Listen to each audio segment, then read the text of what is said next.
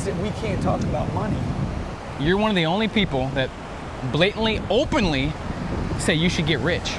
Dude, why is that? People cringe. They say, wow, what do you mean rich? Totally. So the question to ask is not why do I do it?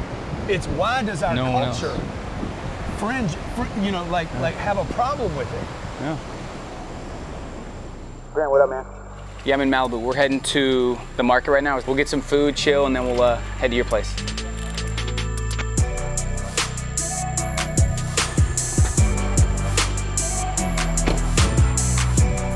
I need to eat though. When your stamina, you need to keep your stamina up and stay healthy when you're doing a lot of stuff. So, wheatgrass. Cheers. What does Grant have? Got to keep the energy high. Let's roll. We're trying to come at it from a different approach where we don't just do a normal interview. Really dive deep into things that he doesn't talk about often, things that maybe he's not known for, but things he's passionate about.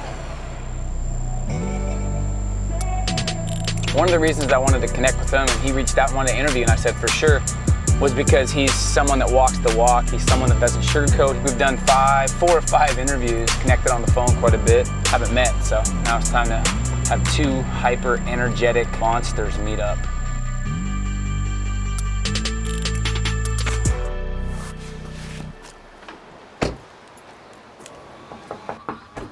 Let's get it. What's up, my man? How you doing, brother? Good to see you. Good to see you, man. You Good too. to see you, man. You're not sick of it after 3 weeks, I bet. This is amazing. Oh, this is sick. Yeah. Yeah, this is amazing. Yeah, right?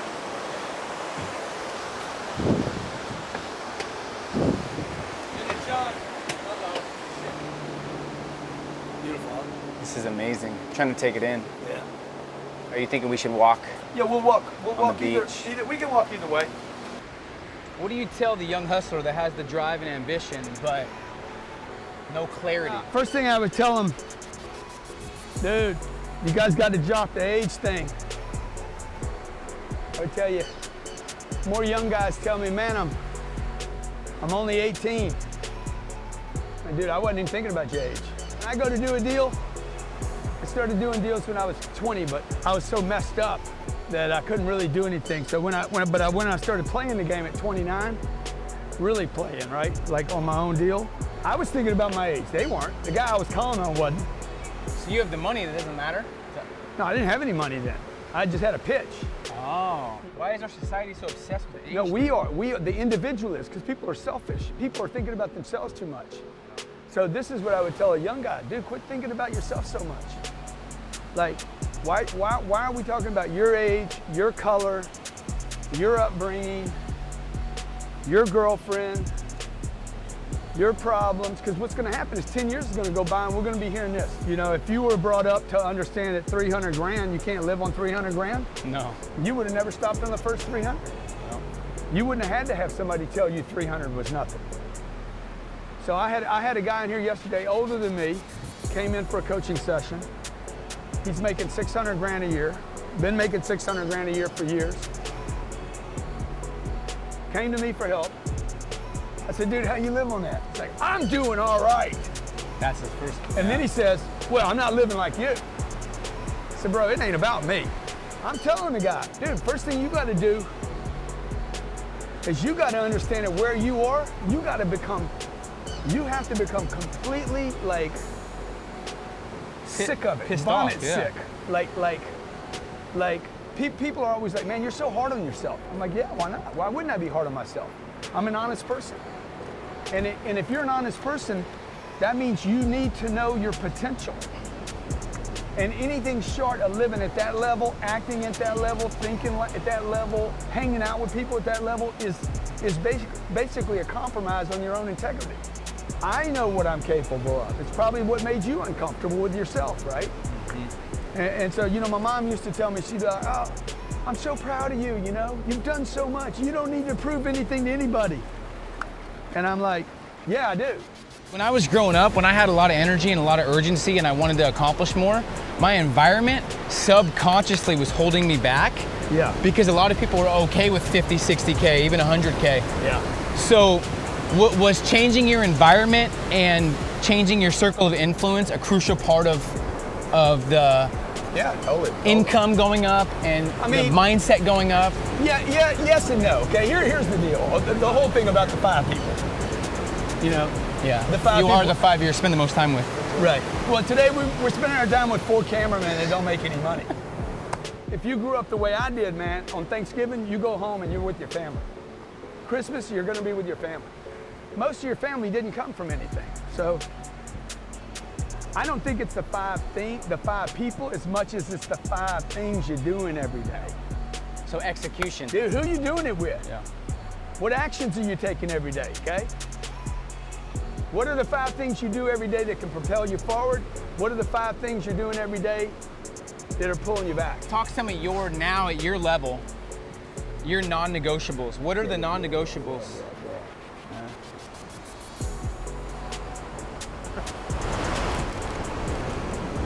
No matter where I am, dude, that's what I'm thinking about. 10x everything. Everything. No matter what level I'm at right now, okay? I'm at 4,000 units. I'm thinking about how to get to 40,000. What's a non-negotiable? What are some non-negotiables though? You're here, you're in Beijing, you're in Miami, you're in Florida. Like what's a non-negotiable every day that you do? That's a must. Try to wake up. Wake up. My experiences early on were, I would tell everybody, man, spend money. Spend way more money than you think you should be spending. Okay, advertise, market, pitch, promote, stay in the game. Don't hold on to that baby money. You're holding on to baby money, you're doing the whole, I'm a hustle, I'm a grind, I'm a plan, I'm a manage time, I'm gonna do this, I'm gonna do that. Spend that freaking money, dude.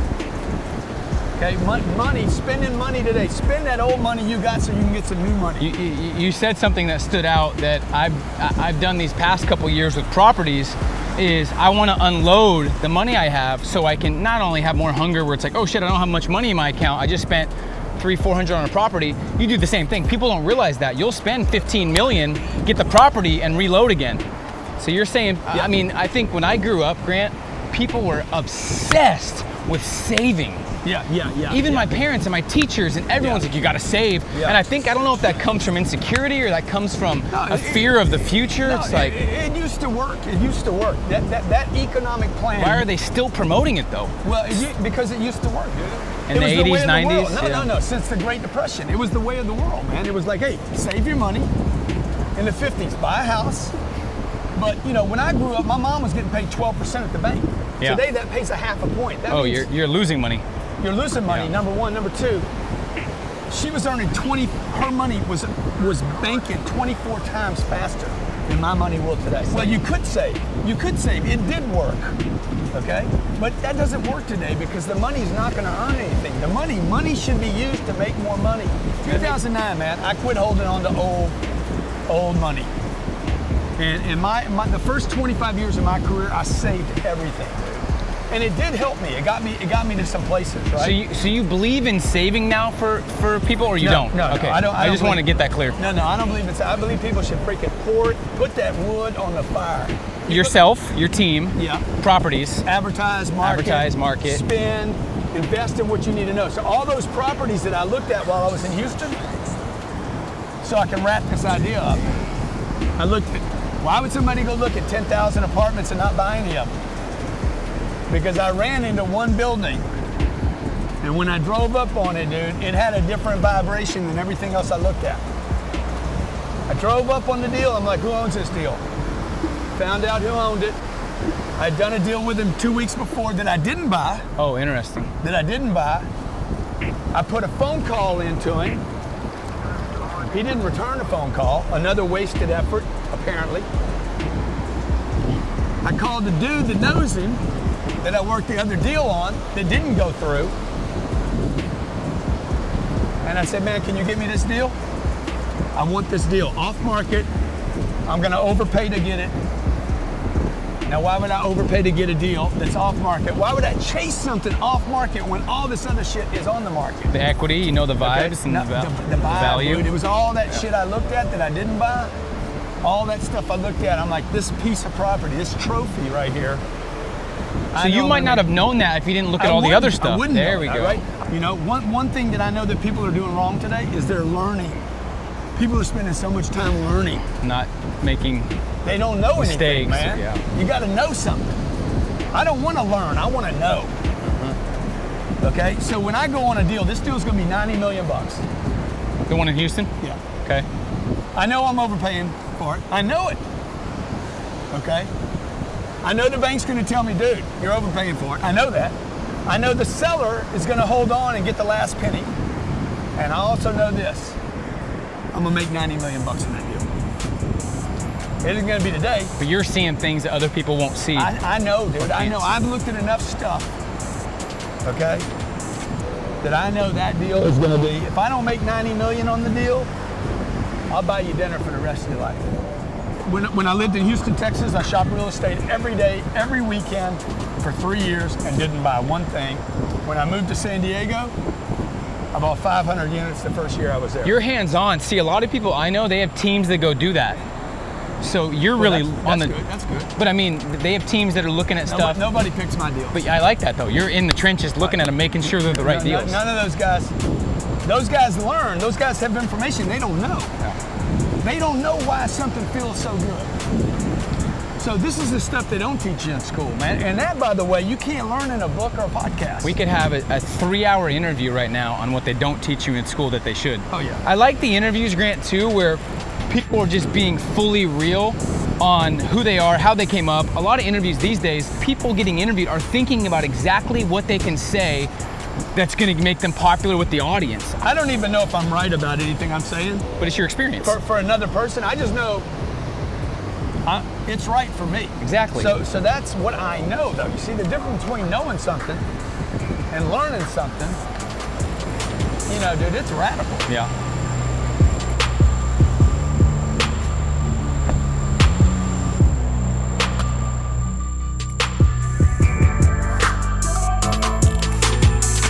The man, the myth, the game changer, the big baller. G, thanks for having me, man. This is an amazing experience, amazing property. We got airplanes flying over the ocean. It's fun, man. I'm excited to be here. So I want to hit on something that you just said 5 minutes ago. Yeah. I said, how's your social media doing? How's this doing? You're like, oh, I'm not crushing it, really. Yeah. So your standards are extremely high. So Well, you I can mean, be better than most people, but you're still not crushing it in your eyes.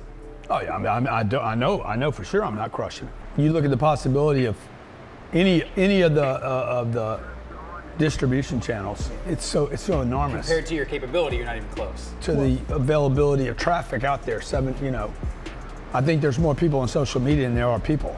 It's the most schizophrenic universes I've ever seen, because the guy on Facebook's different when he gets to Instagram, is different again when he gets to Snapchat, and different again when he gets to YouTube, and he hadn't yet gotten a phone call or an email, and I hadn't walked into his office in person. So there could be 7 or 8 personalities right there. When he goes to Facebook, he's interested in one thing. When he goes to, but this is not a new thing, because like if you go to a country club, you're different than if you go to maybe a Republican dinner or a Democratic dinner, or you go to an entrepreneurial event. You try and stay super authentic in every environment. No, I try to figure out how to work that distribution channel, right? So if there's different, if your personality shifts a little bit, I'm trying to cater to that. And so that I can hit a frequency with that individual there that's 14 years old on Snapchat, or that's 54 years old on Facebook. But how do I move into another audience's space without just buying traffic and numbers? So, dude, do I think I'm doing a good job on social media? I think I do a horrible job on it.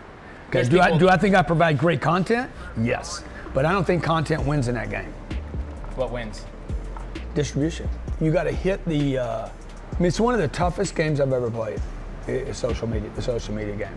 But it's one of the most, costs nothing to get in it. It's fulfilling if you do it right. You know, if you do it right, you get to meet people. I mean, it's one of the great gifts of mankind is that we can all now, meet. The biggest challenge I probably have today is figuring out what that person, how do I get their attention? What do I give them? Is it this book? Is it the 10X rule? Is it audio? Is it video? Is it a download? Is it a link? Is it a nothing? Is it real estate advice? What do I give that guy or gal? How do I track who's who, what they want, when they want it, how they want it? I think it's never ending either. And You can't figure it out. then the big problem, the big problem is the language barrier, right? So at what point do I need all this content in 7 or 8 or 9 or 10 languages? So social media wise, you're catering to the different audiences and you're constantly testing and experimenting and figuring out what avenues you can use, what books to promote. That's interesting. I don't think people think like that when it comes to social media. Yeah. And a lot of people these days, they don't have resourcefulness state of mind where they're thinking, how do I do this? I have no money. They're not taking advantage of social media. They're not. Do you realize, I think it was 2012, I reached out, Twitter, said, Grant, I'd love to interview you. Let's figure something out. Let's make something happen. Respect what you do. You hit me back. We've connected ever since, 5 years ago. Yeah. Just from social media. You can't connect with people like you can these days 15, 20 years ago. Yeah. So the fact that people can get a hold of people that are, I guess, in their space a celebrity or have a lot of influence is amazing. Yeah. I don't see people taking advantage of it, that's or right. they're reaching out the wrong way. Yeah. What is there any ways that people reach out to you that annoy you because it's the same as everybody else with no effort? Can you please add me when you get a chance? I'm trying to gain more reach for blah, blah, and blah, blah, who are friends. Thank you very much. I got 900 messages to go through. So number one, is this where I go? I do not go to Facebook for my messages. I don't do it. I don't use Facebook for that, right? So you got to ask yourself, the first thing is, where does Grant go to get his data? The way to get data to me is through Katie. But I realized at that time. You got lucky. Here's my thought process. You were on Twitter a lot. I was banging Twitter. Yeah. I was banging on Twitter. And I think I hit you twice, maybe 3 times. Yeah, maybe. And I said, I want to promote your stuff. I want to get your stuff out there to my audience. My audience is not as big as yours, I said, but I still want to help. Yeah. And you said, good. In my profile, obviously you have to have a decent looking profile and be someone that. But maybe not. I mean, sometimes it's just a timing thing. Yeah. The woman So I'm they have to be married to, man, consistent. I could have done everything perfect from the get-go. I didn't. She wasn't ready. So it didn't matter. Yeah. So some of it's going to be persistent. It's just like, hey, how do I keep doing a nice, professional job? By the way, if I'm not on Facebook today, am I on Instagram? How can you get my attention there, right? So, and you can't keep banging on the same message. That's the other mistake people make. When they go into the 10X mentality, the obsessed thing that I promote, they tend to, I'm gonna do whatever it takes. Yeah, but dude, like Be strategic somewhat. like right now, you're not looking professional. You're just looking like 10X mania, rather than 10X like polished, creative. So someone starting from scratch, social media, they realize the importance. What are the steps? Is it get on there and start figuring out who you are and give value? Is it connect with people? What's the steps? I think first thing's frequency, just start banging hard and fast, like until you figure out what's going on So here. get on different platforms, Instagram, Snap. Well, maybe just one. Maybe figure out how to bang one out. And what's the message? Like, I think most people don't even know who they are yet. I know who I am. My message is clear the whole time. I'm doing a real estate show on Mondays, so we have real estate content getting dropped hard there, right? Tuesdays, I'm doing an interview with somebody that's in power. Wednesdays, I'm doing the G&E show. So I have these verticals that I can speak about that I know. It goes back to what I was saying on the beach, which is, don't learn stuff, know stuff, right? I know how to use my phone. I don't need to learn about it, right? What if someone says you have to learn to know, though? Well, you do have to learn to know. But you're saying don't study everything. But people are spending 17 years to learn and don't know anything. Like, people are amateurs about every freaking thing they do, and so some guys say, stay in your lane. I say, no, man. So it's not about staying in your lane, it's about doing whatever you have to do to get the results you want. To get where you're going. Like, where am I going? I'm in a car, I'm in a lane, because I'm trying to go someplace, right? So I see a lot of people going hard in the wrong direction and they don't thoroughly think through where they're going, or they don't figure out who they are. So 3, 4, 5, 10 years goes by, they're in the wrong profession, they're frustrated because they had the wrong vehicle. Do you tell people to find that right vehicle first? Do you tell them to fail? I think I talk about this in this book, right? By the way, we give this away for free, so I'm not pitching a book. I want to give 1 million of these away. I know if I give 1 million away, I'll sell 10 million. People should figure out their money first. This is the biggest mistake I made in my career. If I had my career to do all over again, I can tell right now you're getting passionate. Instantly. If I could go back and start again at 29, I would not go out and teach people how to sell, because that's what I became known for. I became known as, I am the king of that space. I know that. All my contemporaries know it. Like, 10 of us show up in a room, sit around here, play poker. They know I am the king, and I'm proud of that. But I wouldn't do that way again. I would teach this first. Because if you don't understand money, you're never gonna hit the level of sales necessary. If you don't know money, your business is never gonna grow. If you don't understand money and how much it takes, it's why so many people flatline. You know, it's why that guy that makes 600 grand a year and he just stops making 600, or he makes $150, or that's why the guy makes 80 and his business falls apart, okay? I don't think it was about the right vehicle. I think it was about you didn't find a vehicle that could make you enough money. And the reason you didn't find a vehicle that makes you enough money is because you were screwed up on money from the get-go. People don't have money because they don't understand money. Because your mom and dad taught you about it. 60 grand's a lot of money. There's people in Ethiopia starving. We have more than most. Be happy with what you have.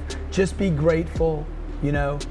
Eat all your food. Money doesn't grow on trees. Turn out the lights. All that stuff, dude. Like, put your money in a bank, give it to the Wall Street, put it in an IRA, start young. It's all bullshit, dude. It's all bullshit. Whole thing's bullshit. Buy a house. That's the way to save money, okay? That's a way to make banks rich. So a house is an investment. No, a house is a liability. So these are things that we were all taught. People are broke. People struggle with money because they have the wrong data. It's not because they're lazy. It's not because they're young. And it's not because they're in the wrong vehicle. And it's not a shortage of money. Look around. There's money everywhere. It's everywhere, bro. Yeah. Interesting. So you wouldn't teach, and I found out recently that you really didn't. You got into sales and you were good at it, but you didn't love it. I hate sales. Yeah, interesting. Still hate sales today. Nothing about sales I like. I hate the pitch, bro. I hate it. Now, that being said, you know, you understand the importance of it. You better love the shit you hate. But that's the only thing that's going to separate you from everybody else.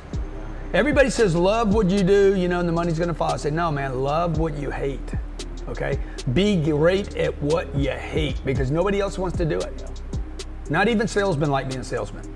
Well, a lot of people say, I'm not good at sales, it's not for me, I'm not like the salespeople. Yeah. And then they don't do it.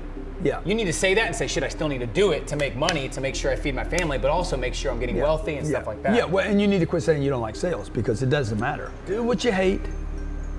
It'll pay you. That's big. I wish I knew that at an earlier age Yeah. too. So I'm gonna go back to the money thing because that's you listen to 1,000 interviews online, 1% maybe talk about money. Maybe. Yeah. People like shy away from that. It's the strangest thing. Yeah. I mean, you need money. What's not comfortable, what's a number that you think people should have that consider them rich and they can live comfortably? Rich? Yeah. You need 20 million to be rich. You probably need 50 million to be wealthy. You need 100 million to make a move. You know, and north of that, then it starts getting good. I've been broke, I've been rich, and I've been wealthy. And they don't make you happy. One level, if you're unhappy, you're going to be unhappy if you're wealthy. But at least you're wealthy, you know? And so I would rather be unhappy and wealthy than unhappy and broke. Okay, because I've done the broke thing. I did the experiment.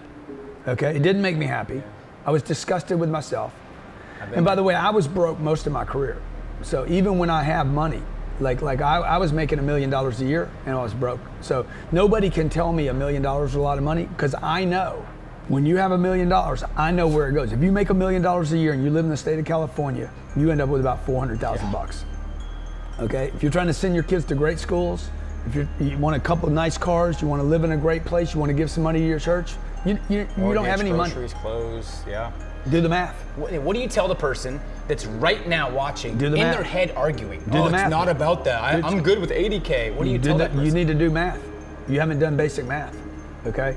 Now, the reason I went to school was every class I ever went to, I was going to get rich. I want to be rich since I was 8 years old. I lost a quarter. My dad said, don't play with money. Got all pissed off at me. Never play with money. And my grandfather grabbed me later and he says, never go anywhere with one quarter. And that was a life changer, dude. That was a game changer for me. I'm like, shit, man, that was a mistake, man. I only have one quarter. I got to get some quarters, right? And then you get all this stuff about money doesn't grow on trees. And you can't have unlimited money, and it's hard to get money, and it's difficult. And I'm looking around, I'm like, there's money everywhere, man. So go down to 405 here on your way home. Just count money. 30 grand, 30 grand, 30 grand, 30 grand. Just count the cars. But you'll be at billions in no time, right? Count the houses up and down it, right? So count the palm trees, man. Each palm tree is worth $4 grand a pop.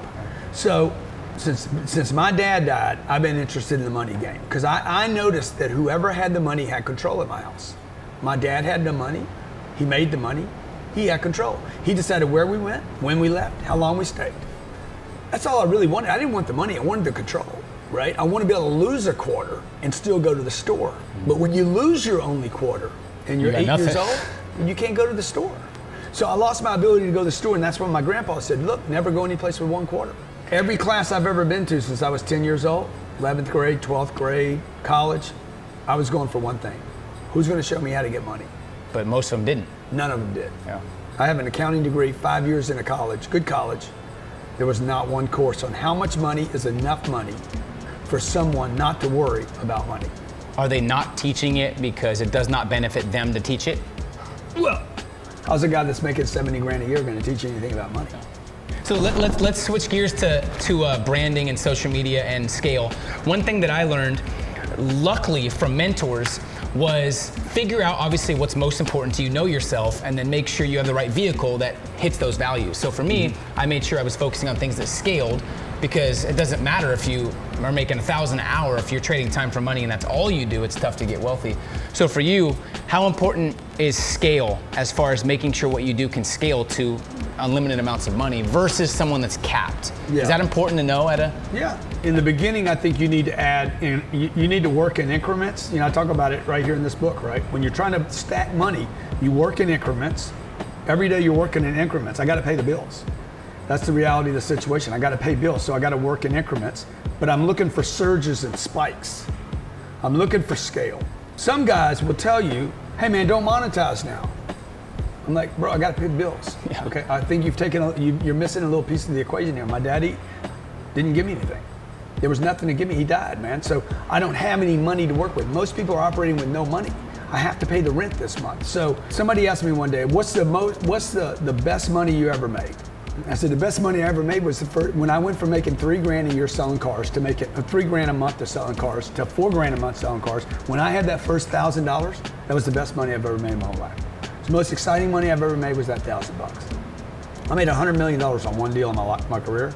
That $1,000 meant more to me. But I don't think I'd have made that 100 at one time if I wouldn't have made that 1,000, because it gave me like, oh my God, first time in my life, I can actually change my income. And I think most people think they cannot change their income.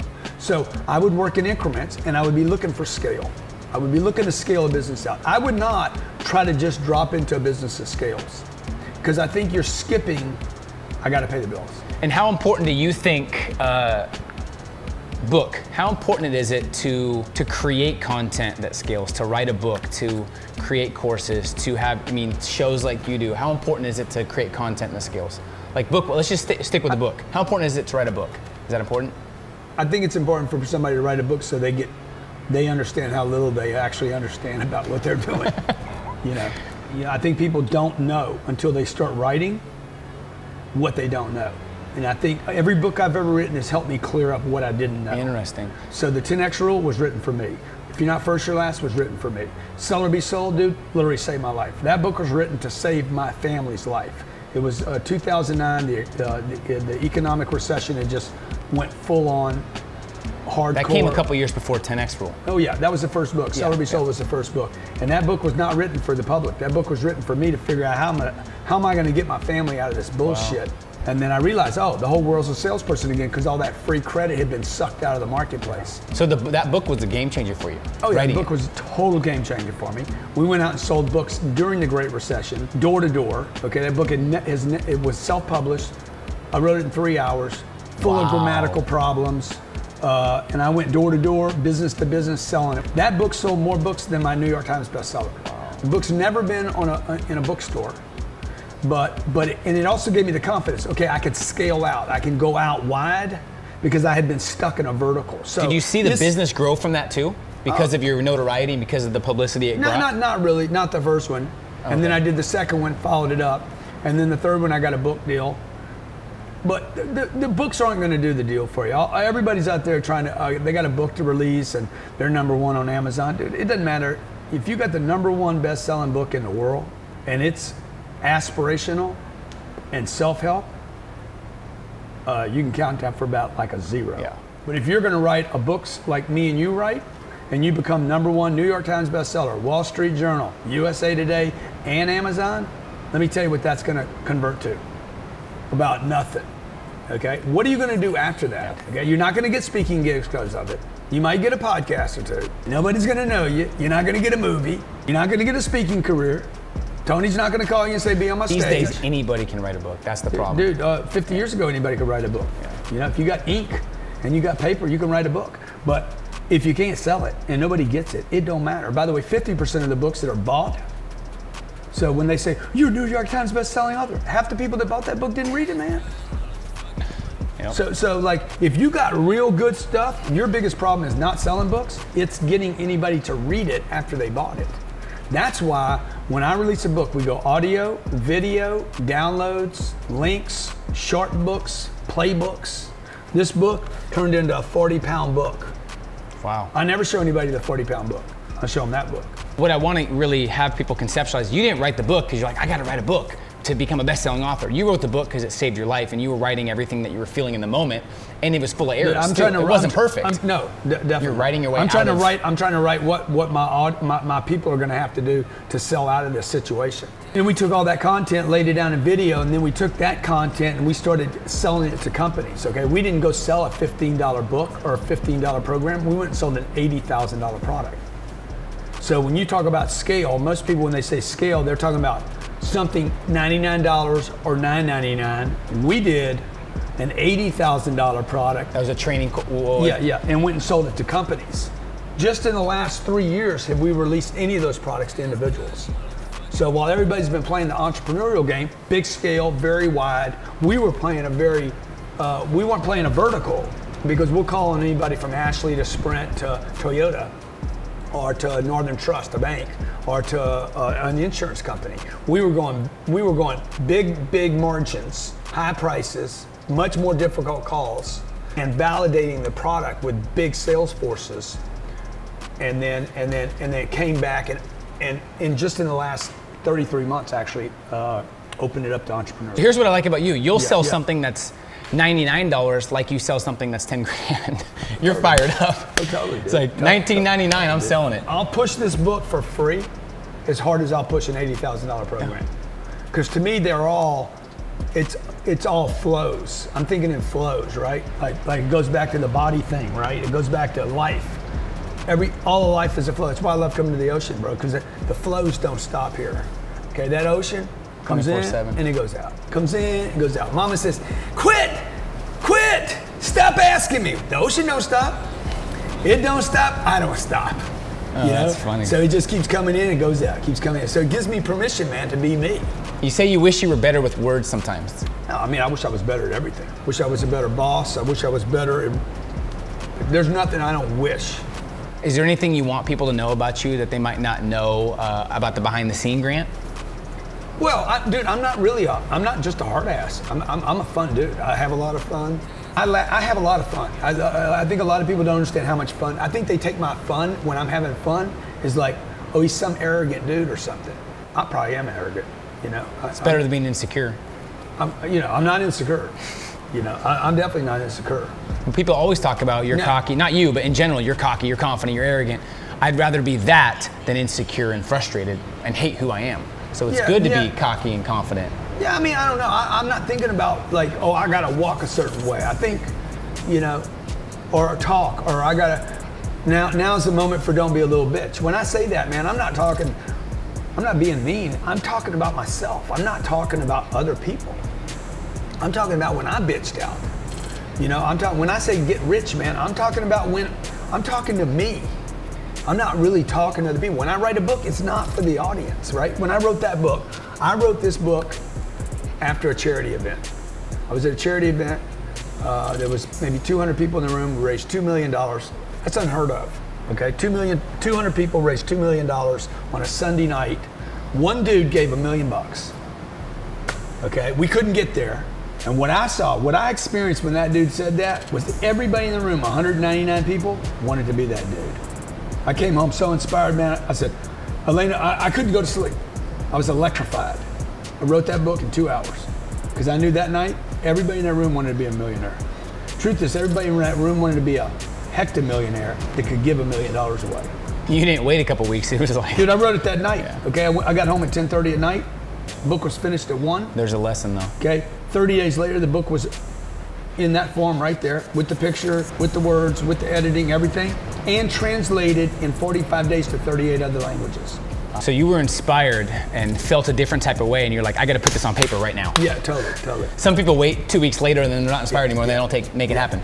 Yeah, I mean, we had one run at the edit on it. See, that's something I learned new. You didn't write any of these for the audience. I think a lot of people are thinking you're writing these things for customers to buy it so you get wealthy. It's not the case. No. Interesting. I don't make money on books.